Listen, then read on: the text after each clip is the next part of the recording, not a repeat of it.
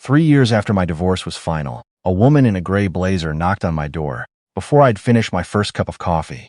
She had a badge clipped to her waistband and a folder thick enough to change a man's life. Mine, specifically. My name is Earl Whitson. I'm 57 years old, and for 31 years I drove a mail route in Knoxville, Tennessee. Not a glamorous career, but a steady one. Good pension, solid benefits, the kind of job where you know every dog on your route by name, and the older folks at the end of Birchwood Lane leave you Christmas cookies every December. I retired 2 years ago, with enough put away to pay off my truck and live quietly in the rental house I'd moved into after the divorce. I thought the worst was behind me. I thought the chapter with Rhonda was closed. I was wrong about that, in ways I'm still working through.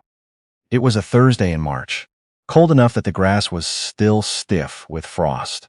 I was in the kitchen in my bathrobe, watching a pair of cardinals argue over the bird feeder when I heard the knock.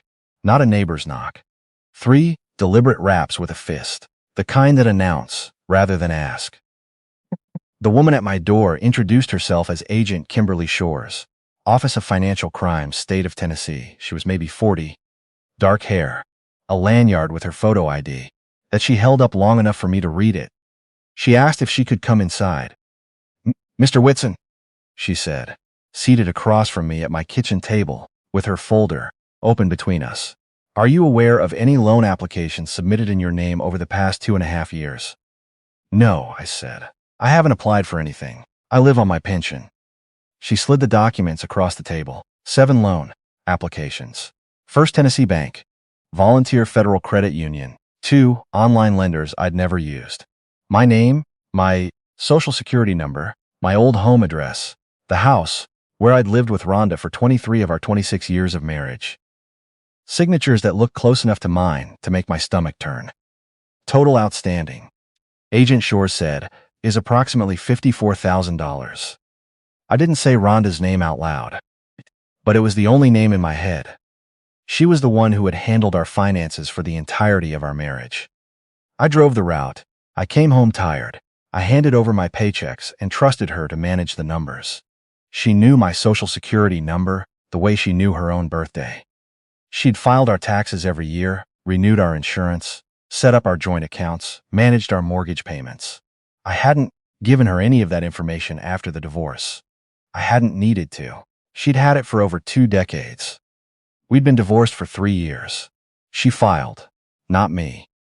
Said she needed to find herself. Said she'd been unhappy for a long time. Said things that still don't add up cleanly when I lay them end to end. She walked away with the house and $38,000 from our shared equity. I kept my pension and moved 4 miles east. I'd considered us settled. Even. Agent Shores was watching me with the patient, neutral expression of someone who'd heard many explanations and believed a fraction of them. She asked me to come to her office the following morning for a formal interview. Then she shook my hand and left. I stood in my kitchen after she pulled out of the driveway. The cardinals were still fighting. Everything in the yard looked exactly the same as it had 30 minutes ago. But I could feel something shifting under the floor, slow and certain, the way old houses settle when the ground changes beneath them. My neighbor Vic Darden knocked on the back door an hour later. He'd seen the government car. Vic is 63, retired after 28 years with the Knox County Assessor's Office. And he understands property records and public filings the way other men understand football plays.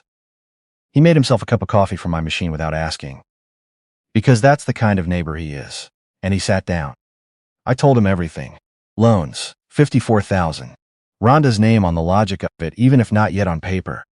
He didn't say much for a minute. Then, she didn't need to ask you for anything. She already had it all. Every number, every account, every piece of paper. And there's nothing suspicious about an ex-spouse knowing those things, he said slowly, working through it. She was your wife for 26 years. The banks wouldn't think twice. He was right. That was the clean part of it. The invisible seam. I want to help you dig, he said. Give me a few days with the public records. I called Nina the next morning before I went to Agent Scher's office. Nina is my daughter, 31, a physical therapist at a clinic across town. She's practical and direct, and I've always been proud of how she thinks. I left her a voicemail, explaining what was happening and asked her to call me back. She called 2 hours after my interview. Dad. The careful, controlled tone she used at work when something was difficult. Mom called me this morning. What did she tell you? That you've been calling her. Late at night, early in the morning. She said you're having a hard time and she's worried about you. She used the word breakdown. A pause. She said she might need to involve the police. I had to set my hand flat on the counter. Nina, I haven't called your mother. Not once since the divorce was final. She had records, your number. Those aren't real. Someone can spoof a number with an app. I didn't make those calls. A long pause. Dad, I can't be in the middle of whatever's happening between you two. I have patience. I have my own life. Please just leave each other alone. She hung up before I could respond. I sat down on the kitchen floor. 57 years old, and I sat down on the linoleum because it was closer than a chair. Haze. My daughter thought I was unraveling. My ex-wife was out there building a story in which I was the problem. And somewhere across town, $54,000 worth of loans sat in my name, collecting interest. The formal interview with Agent Shores had been careful and professional, and not particularly warm. She showed me the forged signatures next to real samples of my handwriting. The forgeries were good. Good enough to pass a bank's standard review, which apparently isn't as thorough as most of us would like to believe. The notary who'd stamped several of the applications was a woman named Connie Pruitt, who worked at a copy shop on Kingston Pike. Shores said they were looking into her. What Shores didn't say, but what I understood clearly, was that I was still a suspect. The simplest reading of the evidence was that an ex-husband with financial trouble had committed fraud, panicked, and was now pointing at his former wife. I could hear that reading underneath everything she said. My credit score, which I'd kept clean for 30 years, had fallen below 500. I found out when I tried to open a new checking account and got flagged at the desk. The woman behind the counter looked at me with careful blankness. The look service workers give you when the news is bad, and it's not their job to deliver it kindly. Vic called me 4 days into his digging. Your ex-wife bought herself a car 8 months ago, he said. Brand new. Cash. $28,000. I knew what Rhonda made as a bookkeeper at the dealership. 45, maybe 50,000 a year. A house to maintain, her own bills, her own life. She doesn't have that kind of cash sitting around. No, but her boyfriend might have gotten some help with it. Vic had been looking into Trace Holbrook, the man Rhonda had apparently been seeing before the divorce was filed. Before I'd known there was anything to find. He ran a landscaping operation out in Sevier County. His business had liens filed against it twice in 3 years, Vic continued. But 2 months ago, both liens were paid off. $41,000. Clean. I did the arithmetic in my head. It was ugly. Vic also told me he'd found Connie Pruitt on his own, walked into the copy shop on Kingston Pike, introduced himself as a retired county worker with some questions, and talked to her for 20 minutes. She remembered Rhonda, said the woman had come in twice, paid cash, and had been, in Connie's word, persuasive. Said she'd stamped documents without the standard verification because the money was immediate, and the woman was confident and Connie hadn't thought hard enough about what she was agreeing to. She was scared now, but she'd written it down and signed it. Vic slid the handwritten statement across my table like he was dealing cards. 2 paragraphs, shaky pen, her signature at the bottom. Then came the letter from my pension administrator. Distributions under review pending the outcome of a fraud investigation. Standard procedure. Cold, formal, inevitable. I read it 3 times and the words didn't change. Then First Tennessee Bank. Called. A line of credit secured against the title of my truck was 3 months past due. My truck, the one my father had co-signed the loan on when I bought it. He'd died the following spring, and that truck was the last thing we'd done together. Driven to the dealership, argued over the price, shaken the salesman's hand. Paid off in full 4 years ago, and Rhonda had quietly put a title loan on it, without my knowledge, using documents I'd never signed. I walked out to my driveway and stood next to it for a few minutes. Didn't touch it, just looked at it in the morning light. I filed a police report for identity theft, added it to the growing pile of case numbers and complaint forms, and called the bank with Agent Shores's reference number. They said they'd make a note. They did not stop the clock. Then Rhonda filed for a protective order. The paperwork came certified mail. She claimed I'd been calling her, showing up at her workplace uninvited, leaving notes on her windshield. The petition included phone records, a number that matched mine, 6 calls over the past month. I hadn't made those calls. I didn't own that phone. Someone using technology that costs about $15 and an email address had made it look like I had. What's difficult is proving that to a judge when you're already under a fraud investigation and your ex-wife is a convincing crier. I'd watched Rhonda cry in front of our marriage counselor, in front of the divorce mediator, in front of my daughter's school principal, during an argument about a field trip permission slip. She could bring tears, the way other people clear their throats. I texted Nina. The restraining order is based on spoofed calls. I can prove I didn't make them. Please call me. She read it. She didn't call. I stopped sleeping more than 3 or 4 hours at a stretch. I'd lie in the dark doing the arithmetic over and over. Rent was due in 11 days. Pension suspended. Truck on a 10-day clock. $800 in my checking account. I was one bad week from calling my brother in Memphis and asking if I could sleep on his couch, and that thought had a specific quality of shame attached to it that I'd never felt before.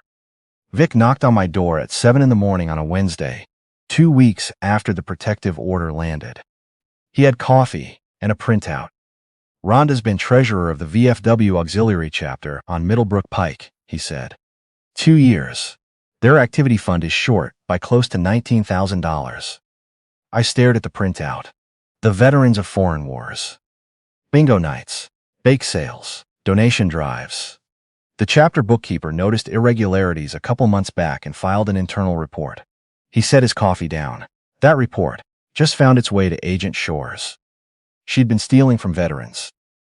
Old men with bad knees who came to bingo nights and paid $1 a card because they wanted their chapter as care packages to kids deployed overseas. And Rhonda had walked out with their money in her purse and driven home to her new car and her new boyfriend, and her version of the life she said she deserved. I didn't feel angry. I felt something more like grief, low and settled, the kind that comes when you finally understand something you've been refusing to see. My phone rang that night at 11:45. Nina. Dad. Something was wrong with her voice. Not the controlled professional tone. Something stripped down underneath it. I need you to come to Tenova on Western. I'm on shift, but I need to talk to you. Please. 20 minutes later, she met me in the hallway near the rehabilitation wing, still in her scrubs, hair coming loose from its braid. She looked like she hadn't slept in 2 days. I went to Mom's after my shift 2 nights ago, she said, to return a baking dish she'd let me borrow. The front door was unlocked, so I walked in. I waited. Dad, she had your mail. A whole basket of it, sitting on the kitchen counter. Bank statements addressed to you. Pension notices. Credit card offers. Some of it was months old. All of it was opened. The wall behind me held me up. She changed my mailing address. She must have. I took photos before I even thought about why I was doing it. Then she came home and found me standing there with my phone. Nina stopped, pressed her lips together hard. She said things about you, about why she did it. Did you record it? Nina reached into her scrub pocket. She pressed play. Rhonda's voice came through the phone speaker, clear and flat and very sure of itself. I gave up 26 years for that man. He got his pension, his retirement, his quiet little life. I got a house I can barely keep up. What I took, I was owed. That's not criminal. That's a debt getting paid. Then a second clip. Rhonda's voice harder. Trace needed capital to stabilize the business.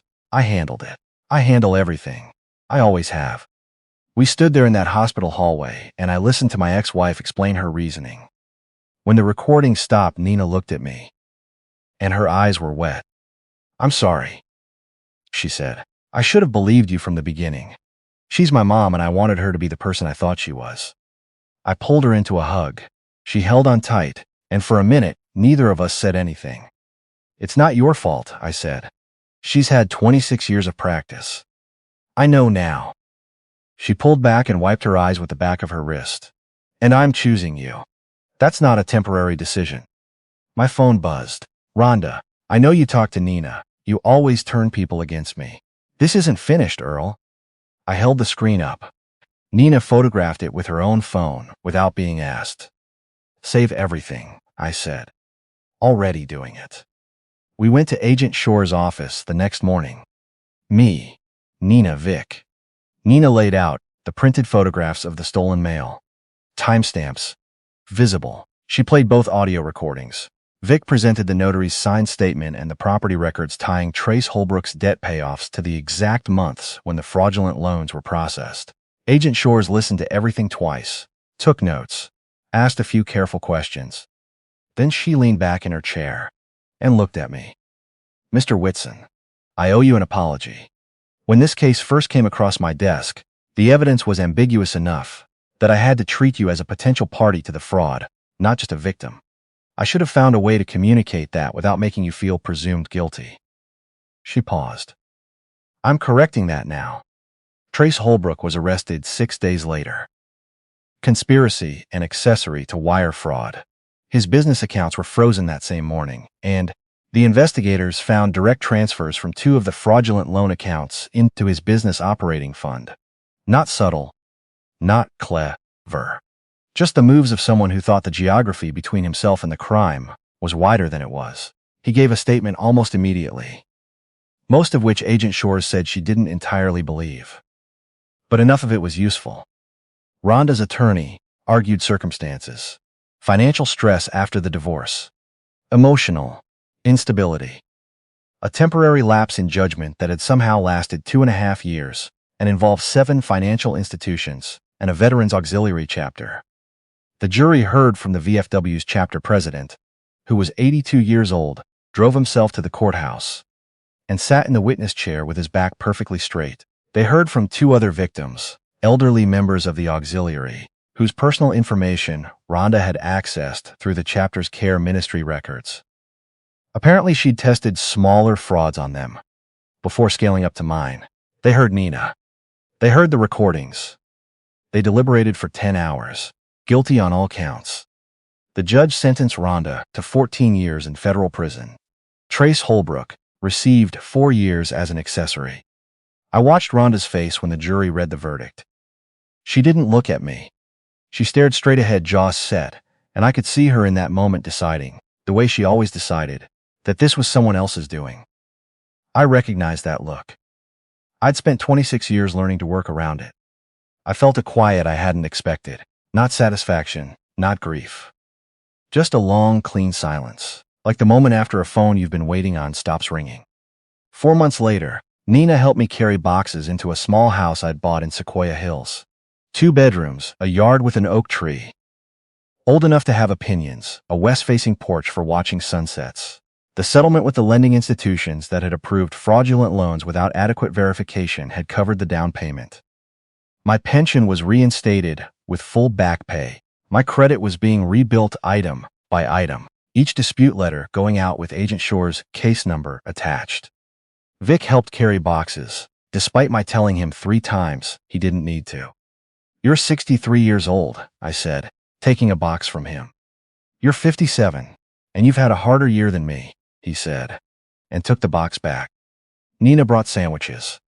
We sat on the porch steps in the late afternoon while the movers worked around us, eating and not talking much, which is the best kind of conversation. Can I ask you something? She said after a while. Always. How did you not see it? All those years. I thought about it, honestly, the way I'd been thinking about it for months. I saw things, the way she could shift blame faster than the truth could catch up to her, the way she could be crying in one moment and completely fine the next when the crying had gotten what it needed. But I called those things personality, not pattern. I told myself everyone had sharp edges, that love meant accepting them. I watched the light change on the roof of the house across the street. I confused knowing someone with understanding them. 26 years, and I only knew the surface of her. Nina was quiet. She did love you, in some version of what love means to her. Maybe. But whatever she felt, it was connected to what I provided. The stability, the pension, The life she could point to when someone asked how she was doing. When she found something she wanted more, she didn't just leave. She tried to take me apart on the way out. That's not love. I picked up the last of my sandwich. That's inventory. Nina didn't argue. We finished lunch and watched the movers, set down a porch chair I'd bought at a flea market, a wide wooden rocker, slightly lopsided, which I'd decided to keep for exactly that reason. Agent Shores called that afternoon. They'd identified 2 additional victims from the VFW auxiliary. An 86-year-old widower and a 79-year-old woman whose son held her power of attorney. Both had lines of credit opened in their names, through the same methods Rhonda had used on mine. Because of the groundwork my case had laid, both were identified within the week. Their credit frozen before the damage spread further. You likely spared those families years of fighting this alone, Shore said. I thanked her and sat out on the porch after I hung up. The neighborhood was quieter than my old rental. Somewhere on the block, a kid was learning to ride a bike, wobbling and falling and getting back up. Falling again, getting back up again. I'd spent 26 years in a marriage I'd misread as partnership. 3 years rebuilding, something solid on my own. Then 3 months having that near dismantled by someone who'd decided, somewhere in the dark calculation of her own desires, that I owed her what she wanted to take. And here I was, porch chair, Westlight, still standing. Nina came back in the early evening with her boyfriend Lyle, a quiet man who builds furniture in his spare time and doesn't talk unless he has something worth saying. The 3 of us sat on the porch until we couldn't see our hands in front of our faces, talking about nothing in particular, which is the only thing worth talking about on a night like that. To new addresses, Nina said, raising her bottle. To the people who help you keep them, I said. We drank. Down the street, the kid was still at it, still falling, still getting back up. I thought that was about right.